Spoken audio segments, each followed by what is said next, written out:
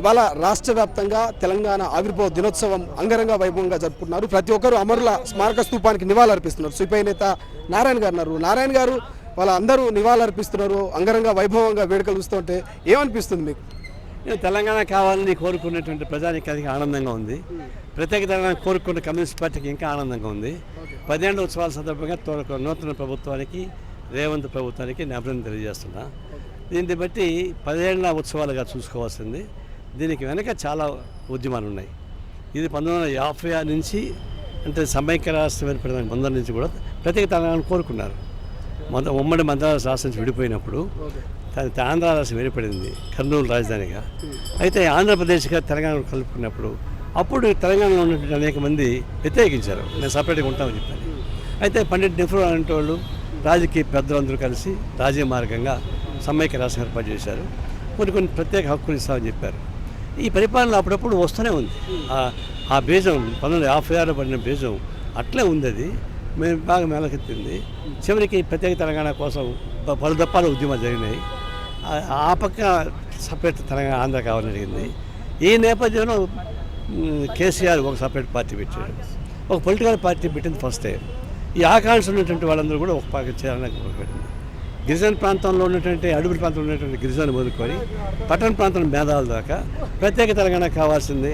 మా నిధులు, మా నీళ్లు, మా కొలువులు మాకు కావాలని కోరారు. ఆ ప్రకారం సింబల్గా కేసీఆర్ ఏర్పడ్డాడు. ఎందుకంటే పొలిటికల్ పార్టీ పెట్టాడు కదా. మేము అందరూ సపోర్ట్ చేసేవాళ్ళమే. జాతీయ పార్టీ కూడా సిపిఐ కూడా ప్రత్యేక తెలంగాణ తీర్మానం చేసిందంటే తక్కువేం కాదు. నేను ఆంధ్ర ప్రాంతం పోతే నా దిశబొమ్మ తగలబెట్టారు. నువ్వు ఆంధ్ర వాడు గుండి ద్రోహం చేసేవాడిని. నా దిశబొమ్మ కదా నన్ను తగలబెట్టేప్పుడు మారదని చెప్పాను. 23 జిల్లాలు ఒకే మాట చెప్పలేదు ఎవరినటువంటి రాజకీయ పార్టీల్లో. ఆ సిపిఐ ఒకటే, ఇంకొకటి చెప్పలేకపోయారు. అయినా సాధించాం. ఆయన పేటెంట్ ఆయనకే పోయింది. ఆయన ముఖ్యమంత్రి అయ్యాడు. 5 ఏళ్ళలో ప్రజలు ఆశించిన ఆశయాల ప్రకారం తీర్చకాలేదు. అసంతృప్తి ఉంది. ఆయన రెండో దఫా కూడా మన ఎంపిక చేసుకున్నారు ముఖ్యమంత్రిగా. రెండవ ముఖ్యమంత్రి అయిన తర్వాత ఆయన ప్రమాణ స్వీకారం చేసి ఒక ఉప ముఖ్యమంత్రిని పెట్టి 6 నెలల పాటు క్యాబినెట్ పెట్టలా, ఫామ్ హౌస్ పడుకున్నాడు. భారతదేశంలో ఏ ప్రభుత్వం కానీ ముఖ్యమంత్రి ఏర్పాటు చేసినాక, ముఖ్యమంత్రి అయిన తర్వాత క్యాబినెట్ లేకుండా పరిపాలించాడు. అది అహంభావం ఎంత పెరిగిందో అర్థం చేసుకోవచ్చు. తర్వాత అవినీతి పెరిగింది. దానితో భూముల సమస్య మొత్తం భూస్వాములకు వెళ్ళిపోతూ ఉన్నాయి. ఎగ్జాంపుల్ కాళేశ్వరం, ఇంకన్నీ చెప్పక్కర్లా. కాబట్టి అహంభావం, అవినీతి పెరిగిన తర్వాత రాజకీయ వైఫల్యాలు వస్తాయి. ఊరికే సింబల్స్ కట్టుకుంటూ బిల్డింగ్లు కట్టుకొని ఆ బిల్డింగ్లు కాపర్ చేయకుండా పోతే ఫామ్ హౌస్ ఉంటే ఏమంటారు? అందరూ ఇవన్నీ కలిసి వచ్చాయి. ప్రజల యొక్క ఆశయాల్ని నెరవేర్చకుండా పోయాడు. ఆయన ఓడించారు. రాష్ట్ర ముఖ్యమంత్రికి రేవంత్ రెడ్డి వచ్చాడు. కాంగ్రెస్ పార్టీ నాయకుడు, యువకుడు, ఉత్సాహవంతుడు, గట్టిగా ఫైట్ చేస్తున్నాడు.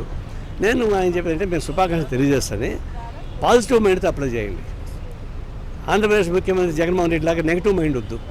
పాజిటివ్ మైండ్ పెట్టుకుంటే ఏదైనా సమస్య ఉంటే ఎక్స్పోజ్ చేయండి, ఓడించండి. కానీ దానికోసం టైం అంతా వేస్ట్ చేసి అభివృద్ధి కార్యక్రమాన్ని కొట్టుపడకుండా మంచిగా పరిపాలిస్తే బాగుంటుంది. అందరినీ కలుపుకొని విశాల ప్రాతిపదికన తెలంగాణ రాష్ట్రాన్ని అభివృద్ధి చేయడానికి మీరు చేసే కృషికి భారత కమ్యూనిస్ట్ పార్టీ అంటుంటుందని హామీ ఇస్తూ ఉన్నా. ఈ ఎగ్జిట్ పోల్స్ మీద నారాయణ గారి కామెంట్ ఏంటి? ఎగ్జిట్ పోల్స్ నిజంగా ఎగ్జాక్ట్గా రైట్ అయితే అంటారా? ఒక్కొక్కసారి రైట్ అవుతున్నాయి, ఒక్కోసారి రైట్ కావడంలా.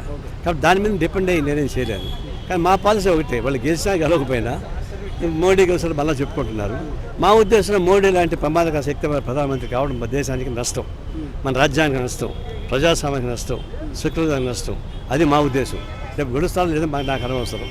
అదే ఆంధ్రప్రదేశ్కి వచ్చేకాడికి అటు వైఎస్ఆర్ పార్టీ కానీ టీడీపీ కానీ రెండు బీజేపీ బోగిలే. వాళ్ళు ఎవరు గెలిస్తే మాకేం మేము గెలము. ఎందుకంటే సిపిఐ కాంగ్రెస్ ఫ్రంట్గా ఉన్నా కూడా పొలిటికల్ ఫైట్ చేసాం. వాళ్ళతో మాకు భాగస్వాములు కాదు. ఎవరు గెలిచినా కూడా ఏ రాయితం పళ్ళు కొట్టుకోవడానికి తప్ప ఇంకోటి లేదు. Thank you so much. ఇది ఎగ్జిట్ పోల్స్ మీద కూడా సిపిఐ నేత నారాయణ గారు క్లారిటీ ఇచ్చారు. ఎవరు గెలిచినప్పటికీ కూడా నరేంద్ర మోడీ మాత్రం గెలవడు, ఖచ్చితంగా మాకు నమ్మకం ఉన్నది. సో అక్కడ ఏపీ విషయంలో కూడా ఆయన ఒక క్లారిటీ ఇచ్చేటువంటి ప్రయత్నం చేశారు. సో తెలంగాణకు సంబంధించినటువంటి అమరుల గురించి కావచ్చు, ఉద్యమం గురించి కావచ్చు, గత 10 ఏళ్ళలో జరిగినటువంటి అన్యాయం గురించి కావచ్చు, ఇప్పుడు కాంగ్రెస్ ప్రభుత్వం వచ్చిన తర్వాత అభివృద్ధి మీద రేవంత్ రెడ్డి గారు ఫోకస్ పెట్టాలంటూ నేను సలహాలు ఇచ్చాను. సో ఆయన ఖచ్చితంగా అదే దిశగా పనిచేస్తున్నటువంటి నమ్మకం ఉందంటూ కూడా సిపిఐ నేత నారాయణ గారు చెప్తున్నటువంటి పరిస్థితి. కెమెరా పర్సన్ అజయ్తో శ్రీశైలం, తొలి వెలుగు, హైదరాబాద్. అసలైన తొలి వెలుగు. ఫాలో వాట్సాప్ @తొలి వెలుగు అఫీషియల్.